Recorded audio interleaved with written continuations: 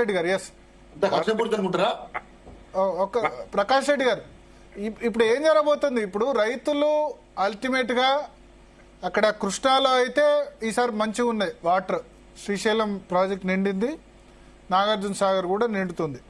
But గోదావరిలో ఆశాజనకంగా లేదు ఈసారి. కృష్ణాలో రెయిన్ఫాల్ లేదు కానీ మహారాష్ట్ర కర్ణాటకలో పడ్డ దానివల్ల ఉంది. నల్గొండలో 50% లోటు వర్షపాతం. మీకు ఉత్తర తెలంగాణ అంతా కూడా 20-30% లెస్ రెయిన్ఫాల్ ఉంది. ఇప్పుడు ఎక్కడ కూడా ఎల్లంపల్లి ప్రాజెక్ట్ 20 టీఎంసీలు అయితే అది కూడా 8 టీఎంసీలకు మించి కూడా వరద రాని పరిస్థితి. ఎస్ఆర్ఎస్పీలో కూడా లేదు వరద. ఏం చేయాలి ఇప్పుడు ప్రభుత్వం?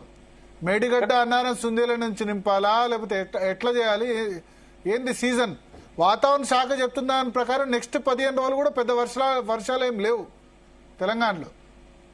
భరత్ గారు, నేను మీరు ఒకటే పాయింట్ ఏంటంటే, కృష్ణానదికి సాధారణంగా జూలై చివరి వారంలో, ఆగస్టు మొదటి వారంలో బాగా ఉధృతమైన వదులు వచ్చి, అంటే ముందు కర్ణాటకలో ఉన్న ప్రాజెక్ట్స్ ఆల్మట్టి లాంటివి ముందే నిండిపోతాయి.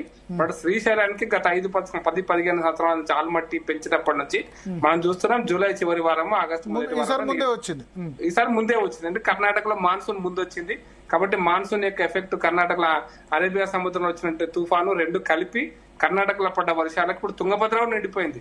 తుంగభద్ర ఆల్మోస్ట్ 10 సంవత్సరాల్లో 1-2 సార్లు నిండింది కానీ ఈసారి ఇప్పుడే నిండిపోయి తుంగభద్ర కూడా నీళ్ళు ఇచ్చినారు. తుంగభద్ర నిండింది, ఆల్మట్టి నిండింది, అన్ని నిండి బానే ఉంది. అయితే వాస్తవం ఏంటంటే ఇప్పుడు దీని సందర్భంగా ఒక్క పాయింట్ చెప్పదలుచుకున్నా. బీఆర్ఎస్ అప్పటి టీఆర్ఎస్ పార్టీ తెలంగాణ మర్చిపోయిన పార్టీ 2014లో ఎన్నికల మేనిఫెస్టోలో ఒక విషయం చెప్పారు. ఇప్పుడు ఎమ్మెల్యే గారు ఒక మాట చెప్పారు, కాబోయే డిప్యూటీ స్పీకర్ గారు. ఇవాళ రేవంత్ రెడ్డి కూడా గుర్తు చేశారు ఆ పాయింట్. జూరాల చేవల్ల ప్రాజెక్టు పూర్తి చేస్తాం, ప్రాణహిత చేవల్ల ప్రాజెక్టు వేస్ట్. వాళ్ళ మేనిఫెస్టోలో రాసుకున్నారు సార్, నేను రాయలే ఆ పదం.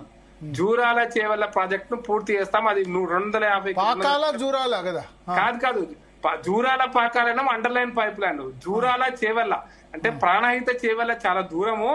చేవల్ల అనేటువంటిది హైయెస్ట్ ప్లేస్. ఇక్కడ చేవల్ల అక్కడ నీళ్ళు వదిలిపెడితే మొత్తం రంగారెడ్డి జిల్లా, మన నల్గొండ జిల్లాలో కొన్ని పడతాయి. కాబట్టి ఇంజనీర్స్ నేను ఆ మీటింగ్ కు పోయిన ఆర్ట్స్ కాలేజ్ లో 2013లో వీళ్ళ ఇంజనీర్లు టీఆర్ఎస్ పార్టీ ఇంజనీర్ల మీటింగ్ పెడితే నేను పోయిన ఆ మీటింగ్ కి. Jurala Chevella is viable project అని చెప్పారు. ఎందుకు బంద్ చేసారో దేవుని అడగాల. జూరాల పాకాల ప్రాజెక్ట్ అన్నారు, అది ఎందుకు బంద్ చేశారో చెప్పాలా. ఈ రోజు రేవంత్ రెడ్డి గారు చెప్పి కూడా జూరాల దగ్గర నుంచి నీళ్లు కనుక ట్యాప్ చేస్తే ఎక్కువ వాటర్ ట్యాప్ చేయొచ్చు కదా అనేటువంటి అభిప్రాయంతో వారు మాట్లాడారు. అది వేరే అంశం. రెండో విషయం ఏంటంటే నాకు గుర్తు చేస్తారు ఇప్పుడు వాళ్ళు టీఆర్ఎస్ పార్టీ వాళ్ళు ఏమేమి చెప్పిందో ఇప్పుడు గుర్తు చేస్తారు. రెండో పాయింట్ ఏంటంటే భరత్ గారు, శ్రీధర్ రెడ్డి గారు ఒక మాట చెప్పారు, 2 లక్షల కోట్లు ఎడికెళ్ళని. 2 లక్షల కోట్లు కాలే, ఇప్పటి వరకు పెట్టింది 1,00,000 కోట్లే, అది కరెక్ట్. కానీ 94,000 ఎంత అనేది 94,000 కోట్లే ఇప్పటి వరకు పెట్టింది. ఇప్పటి వరకు పూర్తయింది ఎంత అనేది ప్రాజెక్ట్ 94,000 కోట్లు అప్పు అయినది భరత్ గారు. పూర్తయింది ఎంత అంటే బ్యారేజీలు కట్టిండ్రు కానీ 13 రిజర్వాయర్స్ ఏవైతే కట్టాలనో వాటి కింద కెనాల్స్, వాటి కింద ఆయకట్టు తవ్వాలనో, వాటి కింద నీళ్లు ఇవ్వాలనో అది ఇంకా 50% బాకీ ఉంది. ఇప్పుడున్న ఎస్టిమేషన్స్, మీరు బీఆర్ఎస్ పార్టీ చివరి రోజులలో ఇచ్చిన ఎస్టిమేషన్ ప్రకారమే 1,50,000 కోట్లు అయితే మొత్తం పూర్తి అవుతుంది అన్నారు. ఇప్పుడు అది 2 లక్షల కోట్లకు పోతుందని నేను అంటున్నా.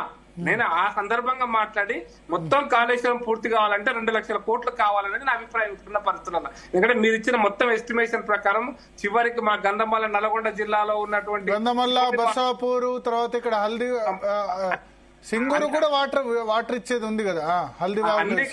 నేను చెప్పినట్టు ఇప్పుడు ఇంకా రేవంత్ కేసీఆర్ గారు ఇంకో మాట కూడా చెప్పారు, హిమాయత్ సాగర్ ను, హుస్సేన్ సాగర్ ను నింపి మన హైదరాబాద్ లో మూసీని జీవనదిగా మారుస్తా, మీకు పట్టదా అని అడిగిండు. అది కూడా అడిగిండు. షామీర్పేట చెరువు నింపి ఇక్కడ నింపుతా అని చెప్పిండు. సరే వాటి జోలికి పోవట్లేదు.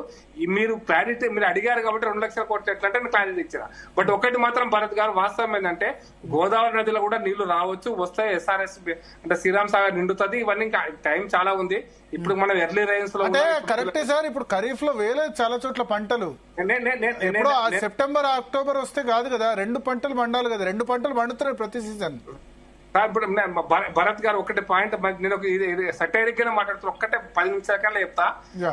పంటలు నాట్లు పడలేదని మీరు అంటున్నారు. నాట్లలో దుక్కి మందులు వేస్తారు, నాట్లు అయిపోయినాక 4 రోజులకు యూరియా ఇస్తారు. కానీ మాకు ఇప్పుడే యూరియా షార్టేజ్ ఉందని చెప్పి సమస్యలు పక్కదో పట్టించడానికి రేవంత్ రెడ్డి గారు కేంద్రంలో ఉన్నట్టు యూరియా మంత్రిపై కలిసి అంటే ఎందుకు చెప్తున్నా అంటే వీళ్ళు సమస్య ఒకటి ఉంటది, వీళ్ళు ఇంకో చర్చని ఇంకో దాని మీద పెడుతున్నారు అనే దానికి ఒక ఎగ్జాంపుల్ చెప్తాను. ఇప్పుడు కూడా అదే పరిస్థితి. మీరు జూలై మొదటి 2 వారాలు 3 వారాల్లో ఖచ్చితంగా నిండుతాను నా విశ్వాసం. దేవుడి దయ వల్ల గతంలో కూడా నిండింది అదే. శ్రీరామ్ సాగర్ నిండింది, వారు ఎమ్మెల్యే గారు చెప్పినట్టు ఎల్లంపల్లి నిండింది, ఎల్లంపల్లి నుంచి నీళ్లు వచ్చినాయి. అయితే నేను ఇంకొక అడుగు ముందుకే చెప్తున్నాను, తుమ్మిడిహట్టి విషయంలో కూడా వీళ్ళు చెప్పినారు తుమ్మిడిహట్టిలో ఈ హైట్ ఆ హైట్ అనేది ఏ హైట్ దగ్గర కడతారనేటువంటిది. తుమ్మిడిహట్టి దగ్గర గతంలో కాంగ్రెస్ పార్టీ ఉన్నాం, ఇంకా అంతకంటే ముందు పోతే కూడా మరి ఇచ్చంపల్లి ప్రాజెక్ట్ కూడా మంచిగానే ఉంటుండే. ఇచ్చంపల్లి ప్రాజెక్ట్ కడితే పోలవరానికి పనికి వచ్చేది, తెలంగాణ గ్రావిటీతో నీళ్ళు వచ్చేది, మా నేషనల్ ప్రాజెక్ట్ గా మారితే కేంద్ర ప్రభుత్వం నీళ్ళు వచ్చేది. అవన్నీ చేయలేదు. అది పక్కన పెడితే కృష్ణా నది నీళ్ళని 299 టీఎంసీ నీళ్ళు ఒప్పుకున్న నీళ్ళని కూడా భరత్ గారిని మళ్ళీ కామెంట్ చేస్తున్న బీఆర్ఎస్ పార్టీ ఎస్ఎల్బిసి ముట్టుకోలే, తట్టమత్తి లేపలే, ఆడ చేరేసుకొని కూర్చుంటాడు. ఆ కుర్చీని మేము పెట్టి వచ్చినామాట. మిగతా ఏవైతే 4 ప్రాజెక్ట్స్ పాలమూరు రంగారెడ్డి భీమా నెట్టెంపాడు ఏవి కూడా పూర్తి స్థాయిలో కంప్లీట్ కావాలి అంతేనా? ఇంకా ఆర్డీఎస్ ప్రాజెక్ట్ జరిగిపోయి మీరు ఆర్డీఎస్ ప్రాజెక్ట్ ఆంధ్రలో లేని నేను బాంబు పెట్టి పేచి పడేస్తా అన్నాడు. ఈ ఆర్డీఎస్ ప్రాజెక్ట్ ఉద్యమ కాలంలో కేసీఆర్ గారు మరి ఆ బాంబు వేడికి పోయిందో పేర్చురేడికి పోయిందో దేవుని తెలుగా సుక్క నీళ్ళు వస్తలేవు ఆర్డీఎస్ లో పాలమూరు జిల్లాకు. శ్రీశైలం ఎస్ఎల్బిసి నుంచి లేదు కదా, కూలిపోయింది ఎస్ఎల్బిసి. నకలగండి పూర్తి కాలే. ఇప్పుడున్నటువంటి ఏవైతే పాలమూరు రంగారెడ్డి ఎత్తిపోతల పథకం కింద 4 రిజర్వాయర్స్ పెట్టారో అట్లా ఎలక్షన్ కంటే ముందు మీకు గుర్తుంటారు భరత్ గారు, పూల్ జల్లి ఇక అయిపోయింది పాలమూరు రంగారెడ్డి అని ఒక రోజు మోటార్ ఆన్ చేసినారు. పాలమూరు రంగారెడ్డి అయిపోయిందని మీకు గుర్తుంటే 1 టీఎంసీ నీళ్లను తీసుకొచ్చి అది వదిలిపెట్టినారు. కాబట్టి ప్రాజెక్ట్ అన్ని పాలమూరు రంగారెడ్డి ప్రాజెక్టు కృష్ణా నది మీద కట్టాల్సిన అన్ని ప్రాజెక్టులు నిర్లక్ష్యం చేయడం ఒక వంత అయితే, గోదావరి మీద కట్టాల్సిన ప్రాజెక్టుల విషయంలో కూడా వాళ్ళు అసంబద్ధంగా కట్టడం ఫలితంగా ఈ రోజు తెలంగాణ ప్రజలు 2 లక్షల కోట్ల రూపాయలు ఇక్కడ అక్కడ కలిపి ఈ రోజు వాటికి వడ్డీలు కడుతున్నారు. ఫలితం మాత్రం రావటం లేదు. మీకు పెద్ద లెక్క అవసరం లేదు విజయ్ గారు, భరత్ గారు. నేను ఇల్లు కట్టుకుంటా, 10 ఏళ్ళు ఇల్లు ఖాళీగా ఉంటది అనుకోండి, ఏ రెంట్ రాదు, ఇది ఏది లేదు అనుకోండి, నేను కట్టిన ఇంటికి వాల్యూ పెరగదు అనుకోండి, కట్నం చేసిన అప్పుకు నాకు డబ్బులు అవుతుందా కదా ఇంట్రెస్ట్ తో కలుపుకొని. మరి ఆ బాధ అంతా ఎవరు భరించాలి? కాళేశ్వరంది. ఆ నష్టం అంతా ఎవరు భరించాలి? ఇప్పుడు కాళేశ్వరంది. మీరు 1,00,000 కోట్లు అప్పు చేసిండ్రు, 1,00,000 ఎకరాలకు నీళ్లు ఇవ్వలే. ఈ రోజు వరకు 1,00,000 ఎకరాలకు నీళ్లు రాలే. వాస్తవంగా ఆయకట్టు డెవలప్ కావాలి. ఆయకట్టు అయితే కాళేశ్వరం పూర్తయినట్టు. మీరు నీళ్లు పూల్ చల్లి మోటార్ ఆన్ చేస్తే కాళేశ్వరం పూర్తయినట్టు కాదు. వారు చెప్పింది అది బ్యారేజ్ కాడ నీళ్లు లిఫ్ట్ చేస్తే 13 ప్రాజెక్టు రిజర్వాయర్స్ నీళ్లు ఉండాలి. మరి ప్రాజెక్టు పూర్తి కాలే, కెనాల్ రాలే, ఎక్కడ నీళ్లు దానికి అందుబాటులో లేవు. కానీ కాళేశ్వరం పూర్తయిందన్నారు. ఒక 94,000 కోట్ల రూపాయలు అప్పు అయిపోయింది. కానీ ఇప్పుడు ఈ అప్పు మొత్తం నీళ్లు వచ్చి తెలంగాణకు పంటలు వండేసరికి ఇంకొక 5 ఏళ్ళు 10 ఏళ్ళు అవుతుంది. అప్పటి వరకు దీని ఖర్చు 4 లక్షల కోట్లు అవుతుంది. అప్పుడు 4 లక్షల కోట్లు అవుతాయి. ఎవడు కట్టాలి? తెలంగాణ ప్రజలే కడుతుంది కదా. దీనికి బాధ్యత వహించాల్సింది కేసీఆర్ గారు. దీన్ని బయట పెట్టాల్సింది కాంగ్రెస్ పార్టీ. బయట పెట్టకుండా తప్పించుకొని 18 నెలలు గడిచింది, ఇంకో 20 నెలలు గడిచినా కేసీఆర్ చేసినటువంటి తప్పులను పాపాలను బయట పెట్టే ధైర్యం దమ్ము కాంగ్రెస్ పార్టీకి లేవని మేము భావిస్తున్నాం. ఓకే, ఎస్, కన్క్లూడ్ చేయండి రామచంద్ర నాయక్ గారు.